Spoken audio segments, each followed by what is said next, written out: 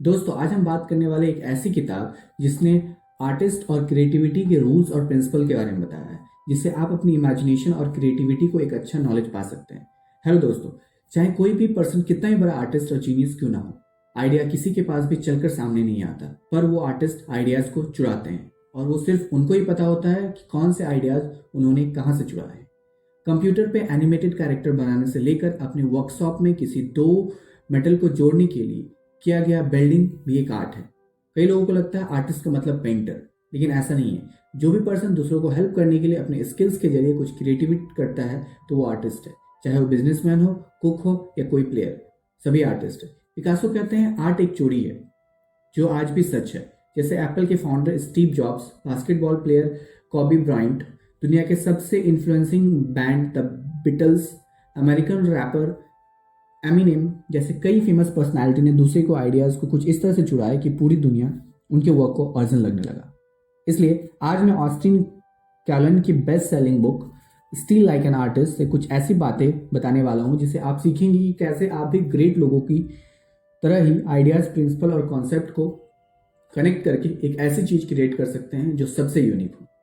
Hello दोस्तों, अगर आप हमारे चैनल पे नए हैं और अगर आप भी वीडियो को स्किप करना या वीडियो को पॉज करने की आदत से परेशान है, इसका मतलब है कि आप भी अपने लाइफ को, अपने सक्सेस को इसी तरह से पॉज कर रहे हैं, स्किप कर रहे हैं, इसलिए आप अपने मुकाम तक नहीं पहुंच पा रहे हैं। तो अपने लाइफ को और इस वीडियो को पूरा देखें, पूरा समझें।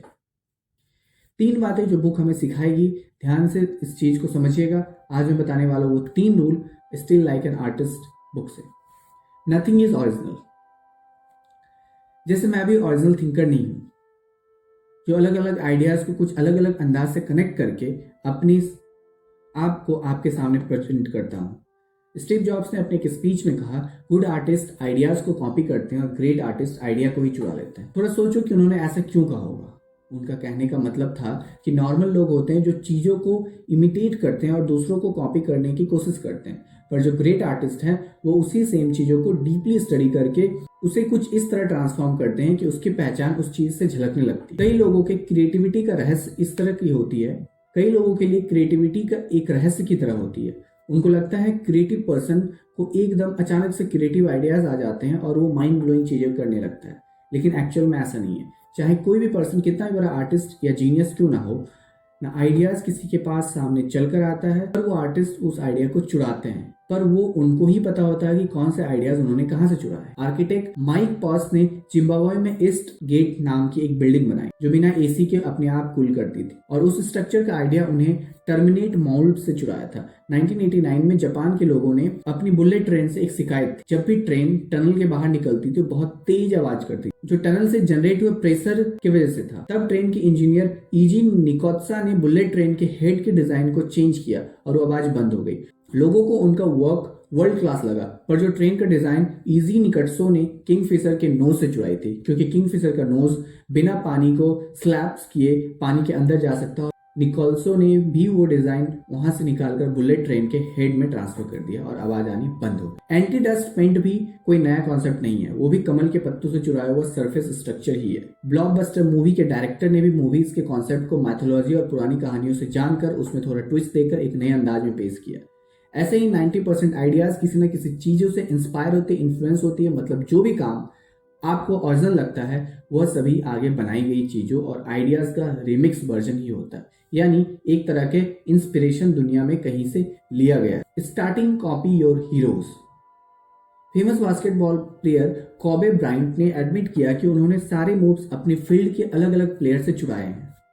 जब भी वो उसे यूज करते थे तो उनके सारे मूव्स का कॉम्बिनेशन ओरिजिनल ही लगता था, क्योंकि अमेरिकन राइटर बिलियन मिजनर कहते हैं कि अगर आप सिर्फ एक पर्सन की कॉपी करते हैं तो उसे प्लैगरिज्म करते हैं, पर बहुत सारे लोगों को कॉपी करते हो तो उसको रिसर्च कहा जाता है। वर्ल्ड का सबसे बड़ा इन्फ्लुएंसर बैंड द बीटल्स भी अपने कवर बैंड हुआ करता था, जहां से वो अलग अलग बैंड के कोर को जाना, फिर खुद की म्यूजिक प्रोड्यूस करना स्टार्ट कर दिया। इन दोनों केसों में उन्होंने अपने हेरनॉस, यानी जहां से वो इंस्पायर्ड थे, उनके वर्क के पीछे छिपी हुई थॉट को जाना और उससे कॉपी करके खुद का ओरिजिनल वर्क प्रोड्यूस किया। ऑथर कहते हैं ज्यादातर लोग कॉपी करके ही सीखते हैं। वो इवन आप छोटे हो तब बोलना चलना सीखा हो, इसलिए आप कॉपी करो और अच्छे करेक्टर की तरह एक नई नई आइडियाज की। एमिनेम भी दूसरे कंपोजर और राइटिंग कॉपी करने करके उसे अपने तरीके से निखारा है। एक्चुअल में आर्टिस्ट दूसरे के वर्क को, उसकी सिलेक्टिविटी चूज को कॉपी करते हैं, बहुत ही केयरफुली डिसाइड करते हैं कि किसके एग्जैक्टली क्या कॉपी करना है। इसलिए जब भी किसी को कुछ कॉपी करने जाओ तब अच्छे और क्रेडिबल सोर्सेज से कॉपी करो और अपने मल्टीपल आइडियल को, जिनका जो वर्क आपको इंस्पायर करता हो, उनके उस वर्क को डीपली स्टडी करके उसके पीछे छिपे थिंकिंग को जानो, क्योंकि आपको आपके आइडियल जैसा सिर्फ दिखना नहीं है, उनकी तरह इस दुनिया को देखना भी है। अगर आप ऊपर ऊपर से कॉपी करेंगे तो लोग आपको डुप्लीकेट कहेंगे, लेकिन आप अगर अंदर उनके थॉट को जानेंगे और तब आप कुछ नया वर्क प्रोड्यूस करेंगे तो वो ओरिजिनल माना जाएगा। इस प्रोसेस को दोहराने के लिए अपनी एक नई स्टाइल मिलेगी, जैसे कॉबी ब्राइट और बीटल्स को मिली। Lesson number 3, build your own world. Author कहते हैं क्रिएटिविटी वो नहीं है कि आप क्या सिलेक्ट करते हैं, क्रिएटिविटी वो है जो रिजेक्ट करते हैं। जॉय ऑथर खुद पोएम लिखना चाहते थे, लेकिन उनको पता था क्या लिखे। जॉय ऑथर खुद पोएम लिखना चाहते थे, लेकिन उनको पता नहीं था क्या लिखे क्या ना लिखे। जैसा कि आप सब जानते हैं, कोई भी चीज़ बेसिकली दो तरीके से बनाई जाती है, मटेरियल को ऐड करके, मटेरियल को रिमूव करके। उन्होंने वही किया। ब्लैंक पेपर पे उन्होंने खुद के वर्ड लिखने के बजाय उन्होंने न्यूज़पेपर के आर्टिकल से वर्ड को रिमूव करके पेपर ब्लैकआउट नाम से उन्होंने पहली बुक पब्लिश करी, जो न्यूज़पेपर से बनाई हुई पोएम्स का कलेक्शन था। एक जर्मन राइटर ने कहा था कि आप अपने इन्फ्लुएंसर का मसब्स वर्जन है, यानी कि आप जिस चीज़ से इंस्पायर होते हैं उस चीज़ का एक अलग दुनिया बनती है। जैसे एप्पल की दुनिया सिंप्लिसिटी और इनोवेशन से इंस्पायर्ड है, दूसरी तरफ रेडबुल की दुनिया डेयरिंग और एडवेंचर से इंस्पायर्ड है। इसलिए आपका काम होना चाहिए ग्रेट आइडियाज़ को कलेक्ट करके अपनी खुद की इंस्पिरेशन की दुनिया बनाना। जहाँ पर भी आपको कोई चीज़ दिखे, उसकी इंस्पिरेशन और इमेजिनेशन को पावर दे तो उसे कलेक्ट कर लें। ऑस्टिन क्यूलियन कहते हैं क्रिएटिव बनना आपका काम नहीं है, आपका काम है वाइड वैरायटीज ऑफ इंफॉर्मेशन को कलेक्ट करना और नए नए कनेक्शंस बनाना। आज इंजीनियरिंग बहुत सारे लोग करते हैं। अगर आप कुछ ऐसा क्रिएट करना चाहते हैं जो आउटस्टैंडिंग हो, तो आप रिवर्स इंजीनियरिंग सीख के आइडियाज़ को अपने अंदाज में कनेक्ट करके खुद की एक दुनिया बनाओ। तो दोस्तों, ये थी इस बुक से सीखी हुई चीज़ें जो मैंने आपके सामने रखी। आइए इसे एक बार समराइज करते हैं। पॉइंट नंबर 1, कोई भी चीज़ ओरिजिनल नहीं होता, सभी चीज़ें आगे बनाई गई चीज़ें और आइडियाज़ का रिमिक्स वर्जन ही होता है। पॉइंट नंबर 2, किसी भी आइडियाज़ का डायरेक्टली कॉपी करने के बजाय उसकी छिपी हुई थिंकिंग को कॉपी करो, जिससे आप अपना ट्विस्ट देकर ओरिजिनल बना सको।